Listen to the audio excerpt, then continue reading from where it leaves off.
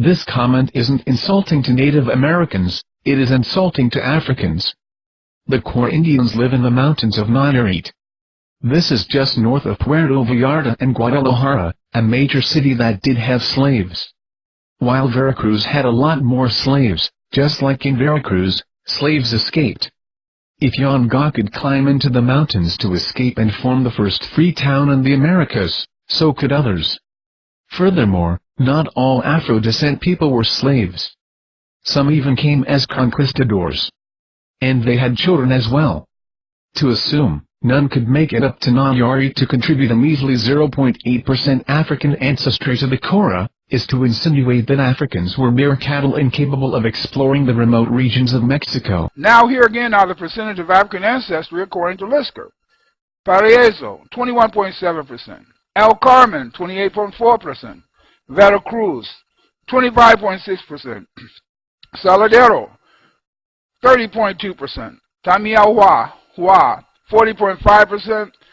Thanks Clyde for letting us know that Mexican mestizos in the coastal regions have a decent amount of African admixture. This is information that does need to be disseminated, as many racists of Mexican descent try to pretend that Mexico has no African ancestry.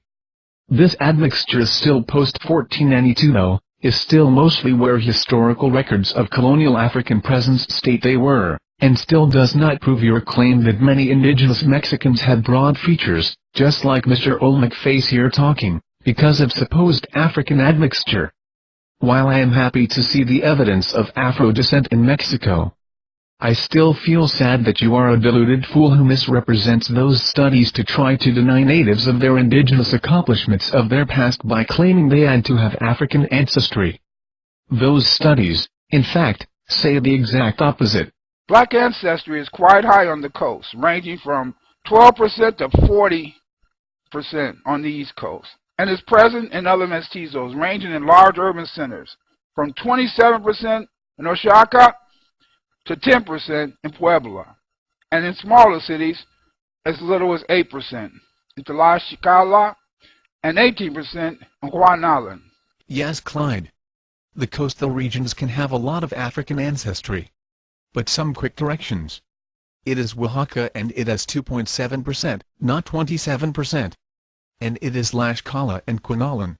Even I, with a robotic voice, can pronounce better than that.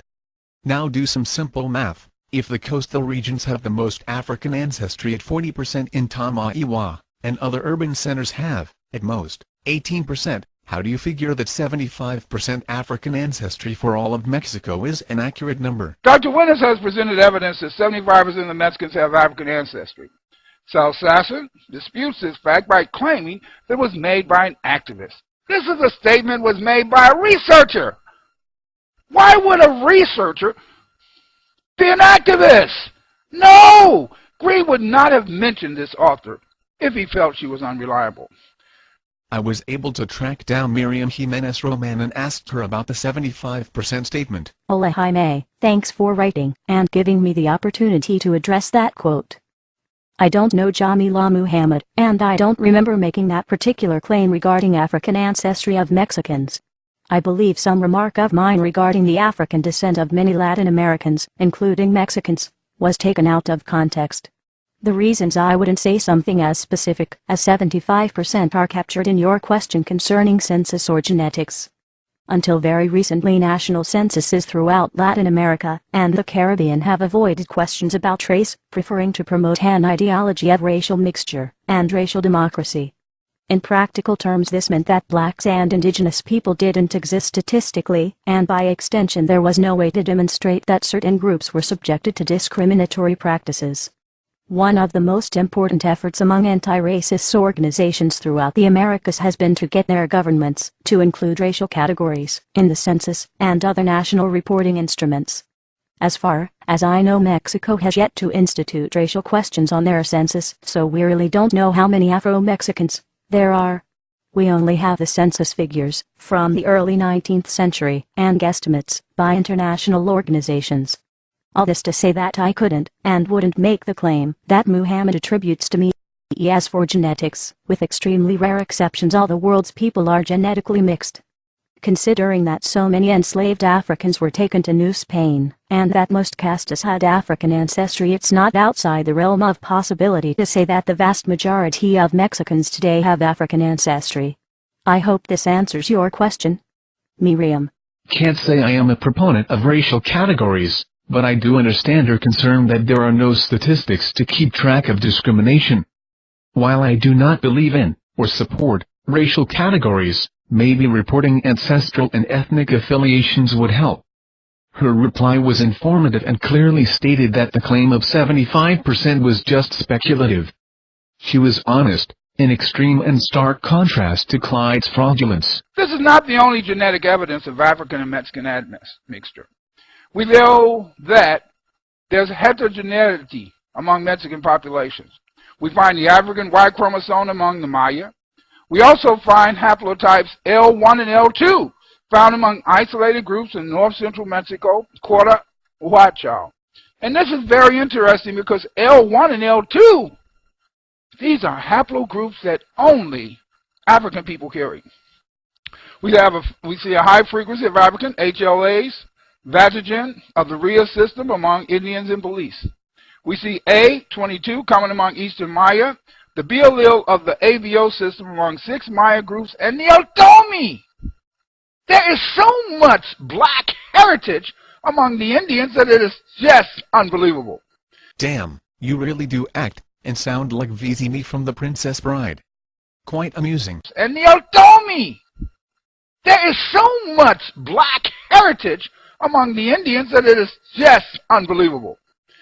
And like Vizimi, you think you are cleverer than you really are, Clyde. You make the same claims over and over, even though they have been refuted to death. The African Y chromosomes in the Maya claim was based off of Underhill's study, which found 1 Maya, with Y chromosome markers that seem to be African. The L1, L2 claims are actually Clyde being a fool as usual.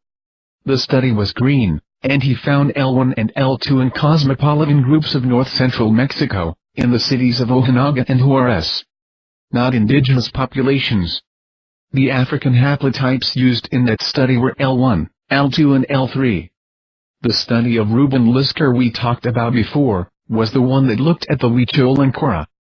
They both reside in Nayarit, which is in western Mexico, not north-central Mexico, and only the Cora showed 0.8% African ancestry, as the Huichol showed no African admixture whatsoever. The rest of the claims come from Guthrie, a hyperdiffusionist, not a scientist. HLAs are your human immune system and are highly adaptive, and therefore not good for tracing ancestry. A28 is an HLA. The Vanagen claim is actually a regurgitation of a 1943 study by Arthur Morant. It is the V antigen, not Vanagen. And we have come a long way in genetics since 1943. Of course, what Guthrie failed to do is look up Morant's more recent research, where he clearly stated that the V antigen in Native Americans was more related to the Ainu in Japan, not to Africans. Finally, the B allele of the ABO blood system is most common in Asians, not Africans, so that whole claim is bogus. Instead of quoting outdated studies, misquoting others, and quoting hyperdiffusionists with corrupted methodologies such as yours, you should try to read the most current research out there. Silva Solexi published a study in 2008, and we are almost done with 2009. You would think you could quote that study at least once. Hint. Look at the Mexican mean for African ancestry.